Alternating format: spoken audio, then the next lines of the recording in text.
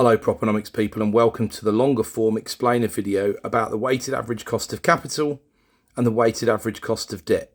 This is day 13 of the Advent Calendar series for December 2023. So, weighted average cost of debt, we're going to start with WACD. And it's easier than it sounds. All it is simply taking a weighted, as in proportionate, effectively, so in a ratio. So if you look at a really traditional deal where you've done a 75% mortgage and 25% equity, but let's say the equity had a cost associated to it because perhaps you've borrowed the equity in, so it's actually 100% debt, as I talked about in the video about debt versus equity on day 8 of the Advent Calendar. Go back and check that one out if you haven't already.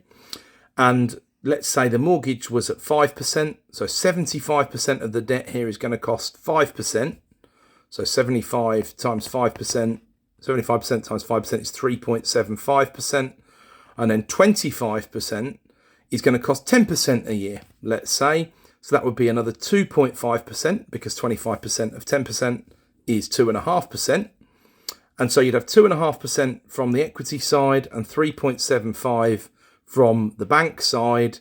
And that would add up to 6.25%. So your weighted average cost of debt over that one deal would be 6.25%.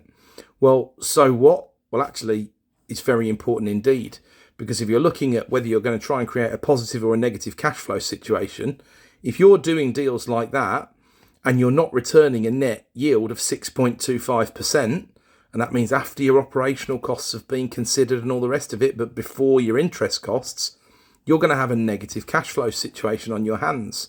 Now, you might say, well, that's okay because I've got a 2-year mortgage on it, and after 2 years, I'm going to refinance it. I bought it really cheap, but I bought it with a mortgage, which is a rare situation to put together. But let's say that you did it that way. Then so you might be willing to have 2 years of negative cash flow, but then after the 2 years, you may well have forecast that you're going to have a positively cash flowing asset, and perhaps the rest of the properties in your company, in your investment group, can carry that loss, and it was a worthwhile discount and you thought it was worth doing. Or perhaps there's going to be a rent rise in year 2.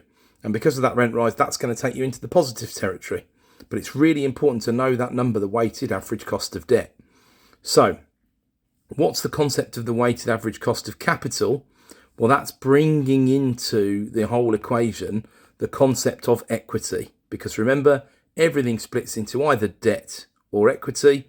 So let's say we did that same example again. We've got 75% at 5% on a mortgage, and that's the only debt we've got. And then we've got equity. Now, how do we establish the cost of the equity? Well, as always, in these sorts of metric situations, it might be what you have to pay to raise equity. So if you're a big company, what do you have to raise equity at on the stock exchange? What price, what share price will investors put money in at? And that would tell you the cost of the equity. You might instead look at it in a smaller property company as, what else could I do with that money? So should I be looking at, for example, what happens if I leave it in the bank? What happens if I buy a government bond? What happens if I buy premium bonds? What happens if I do something else with that money? And this actually comes back to yesterday's video, which was introducing the concept of time and money and effort and risk and reward. It's going to really depend on how much effort you want to put in. You can't lose the sight of effort by using one equation like the weighted average cost of capital.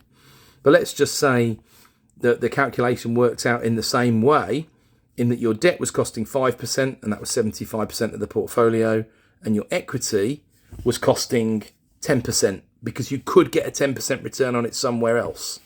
Then once again, you're going to be with the same calculation, 75% at 5%, 25% at 10%, weighted average cost of capital, 6.25.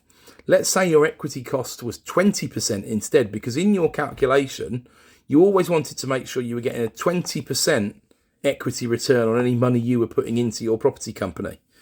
Well, if that was the case, we'd be looking at 25% of 20%, which would be 5% all on its own.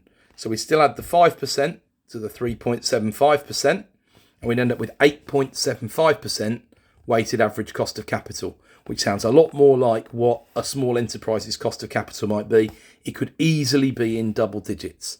Let's imagine you're in a situation where you can only borrow from pretty much a payday lender or a fast lender. Someone like iWalker perhaps is going to charge you 2% a month or more than that. So your cost of debt is absolutely astronomical, 24%. And then the cost of equity, of course, potentially it could go negative if you're in that situation, because you might be borrowing and actually have negative cash flow. And that's where you need to be careful. And like I said throughout this sub-series that I've done on metrics, you can't get wedded to or married to one metric, but you should know what your weighted average cost of capital is when you're running an investment company. And that's the main point. So look forward to seeing you again tomorrow when I'm going to be talking about house price building targets.